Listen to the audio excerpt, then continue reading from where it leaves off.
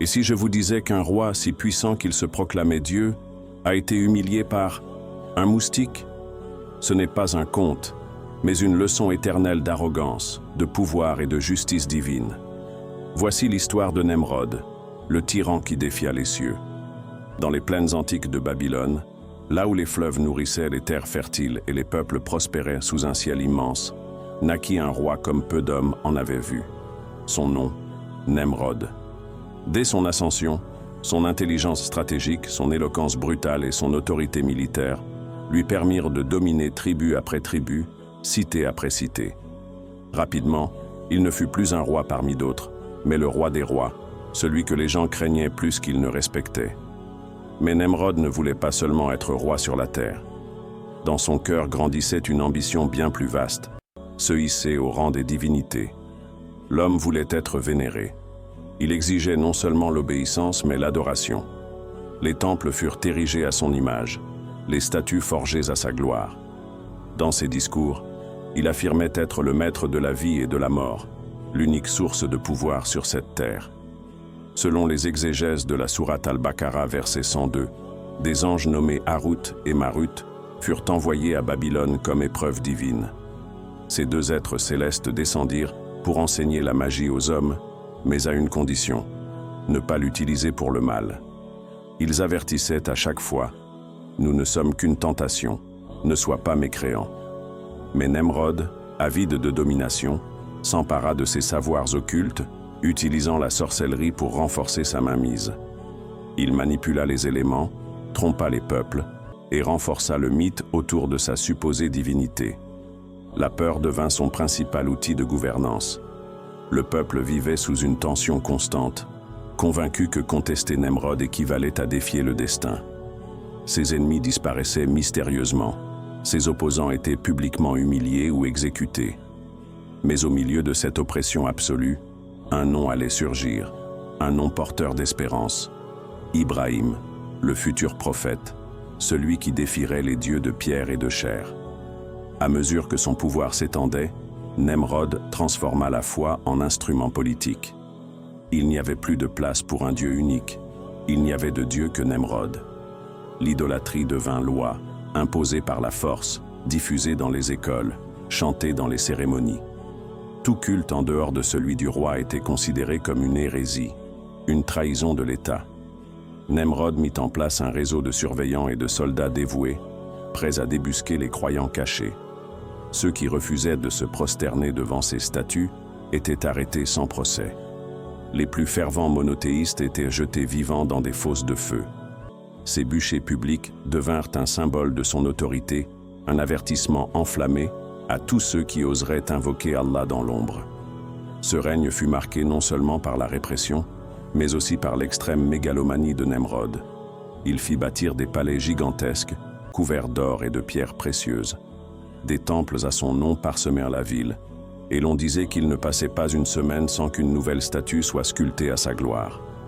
Il prétendait que son règne durerait 4 siècles, et même si cela semble exagéré, certains récits traditionnels rapportent une longévité surnaturelle, soit due à la sorcellerie, soit ironiquement par la volonté divine qui le laissait s'enfoncer dans son aveuglement. Les rues de Babylone résonnaient de chants forcés à sa gloire. Les familles pleuraient en silence la disparition de proches coupables d'avoir murmuré une prière. Mais dans le secret des cœurs, la foi en un Dieu unique persistait. Un vent nouveau commençait à souffler, discret mais porteur d'une force irrésistible. Et ce vent portait un nom, Ibrahim alayhi salam. Nemrod pensait avoir tout conquis les terres, les hommes, les esprits. Mais ce qu'il n'avait pas prévu, c'était de devoir affronter quelqu'un que ni l'armée ni le feu ne pourraient briser. Dans un empire où la peur régnait et où les prières étaient étouffées dans le silence, un jeune homme s'éleva avec la lumière dans le cœur. Son nom était Ibrahim alayhi salam. Il ne portait ni épée ni couronne. Son arme, la vérité. Sa force, une foi inébranlable en un Dieu unique, celui qui n'engendre ni n'est engendré. Alors que les foules ployaient sous l'idolâtrie, Ibrahim prêchait la raison. Il questionnait les siens. Pourquoi adorez-vous ce qui ne peut ni vous nourrir, ni vous entendre? Il n'avait pas peur car son cœur était fermement attaché à Allah. La confrontation avec Nemrod ne tarda pas. Devant sa cour, le tyran demanda « Qui est ton Seigneur ?» Ibrahim répondit avec clarté « Mon Seigneur est celui qui donne la vie et la mort. » Surat al-Baqarah, verset 258. Arrogant, Nemrod fit venir 2 prisonniers. Il en tua un grâce à l'autre, puis déclara « Moi aussi, je donne la vie et la mort. » Mais Ibrahim, avec une sagesse divine, répliqua « Allah fait venir le soleil du levant, fais-le donc venir du couchant. » Cette phrase transperça l'ego du roi comme une flèche silencieuse. La salle fut figée. Nemrod resta sans voix. Humilié publiquement, il fit semblant de rire. Mais dans ses yeux brillait une colère glaciale. Une chose était claire, il n'avait pas dit son dernier mot. Nemrod ne supportait pas qu'un homme ose défier son autorité divine. Il fit surveiller Ibrahim. Mais ce dernier avait un plan, un acte symbolique, un cri silencieux contre l'idolâtrie. Un jour où tout le peuple s'était absenté pour une fête, Ibrahim entra dans le grand temple. Les statues, froides et muettes, trônaient dans le silence. Il les observa, puis leva la hache. Une à une, il les détruisit. Tous les faux dieux tombèrent en poussière, sauf le plus grand d'entre eux. À celui-ci, il accrocha l'arme. Quand les prêtres et le peuple découvrirent le saccage, ce fut un scandale. Ibrahim fut arrêté.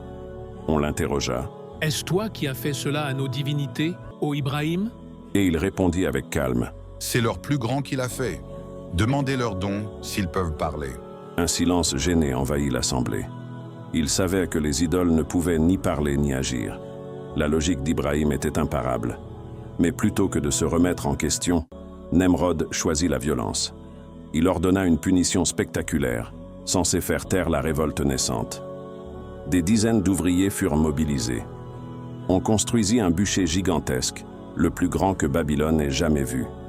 Les flammes montaient si haut qu'on ne pouvait s'en approcher. Pour y jeter Ibrahim, on utilisa une catapulte. Et dans ce moment d'apparente défaite, le ciel s'ouvrit. Allah, le Tout-Puissant, donna un ordre éternel. Au feu, soit pour Ibrahim fraîcheur et sécurité. Surat al-Anbiya, verset 69. Lorsque le corps d'Ibrahim fut projeté dans le brasier, les témoins retinrent leur souffle.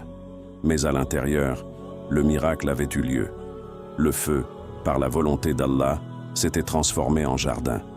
Ibrahim était assis paisiblement sur un tapis de verdure, entouré d'arbres et de fraîcheur. Pas une seule brûlure. Le peuple fut stupéfait. Des murmures couraient. Comment est-ce possible? Certains tombèrent en prosternation. D'autres, ébranlés dans leur foi païenne, commencèrent à suivre Ibrahim. Nemrod, lui, bouillait. Il venait d'être humilié devant tous. Il comprit que ce jeune prophète n'était pas un simple homme, mais un messager du ciel. Humilié, Nemrod voulut aller plus loin encore dans sa folie. Il proclama « Je vais m'élever jusqu'au ciel et je combattrai le Dieu d'Ibrahim. » Il ordonna la construction d'une tour gigantesque, la tour de Babel, censée atteindre les cieux. Des milliers d'hommes y travaillèrent pendant des années. Selon certains récits, il fit même concevoir un engin avec des oiseaux ou des aigles attachés pour s'envoler dans les airs, tentant de toucher les cieux par la ruse. Mais cette tentative ne fut qu'un échec pathétique. Les pierres s'effondrèrent, les fondations se fissurèrent, et Allah dispersa les hommes. D'après les exégèses liées à la sourate al-Baqarah, verset 102, ce fut à ce moment que les langues furent divisées. L'unité humaine fut brisée, et 72 langues différentes apparurent. Ce projet, censé unifier sous la bannière d'un faux Dieu, devint le symbole de la confusion, de la chute et du châtiment divin. Et Allah n'avait pas besoin d'ouragans ou d'armées célestes pour punir le roi arrogant. Il envoya un moustique, une créature si minuscule que personne n'aurait pu la craindre. Ce petit insecte s'introduisit dans la narine de Nemrod, remontant jusqu'à son cerveau. Ce fut le début d'un supplice atroce. Jour et nuit, la douleur le transperçait. Le seul soulagement qu'il trouvait était de se frapper la tête avec un marteau. Son palais résonnait de coups assourdissants. Les médecins échouèrent, les sorciers furent impuissants. Le roi se détruisait lui-même, lentement, misérablement, jusqu'à ce que mort s'ensuive. Ainsi périt celui qui se prenait pour Dieu, pas par la main d'un prophète ni par l'épée, mais par la créature la plus fragile de la création. L'histoire de Nemrod est bien plus qu'un récit ancien. C'est un miroir tendu à l'humanité, un rappel que l'arrogance, la tyrannie et l'oubli de Dieu mènent à la ruine. Ibrahim, alayhi salam, a montré que la foi sincère, même isolée, peut terrasser l'empire le plus terrifiant, et qu'Allah, dans sa sagesse infinie, peut transformer le feu en paix ou un moustique en instrument de justice. Si vous avez aimé cette vidéo, pensez à liker, vous abonner et activer la cloche. Partagez-la avec vos amis et votre famille pour qu'eux aussi en profitent.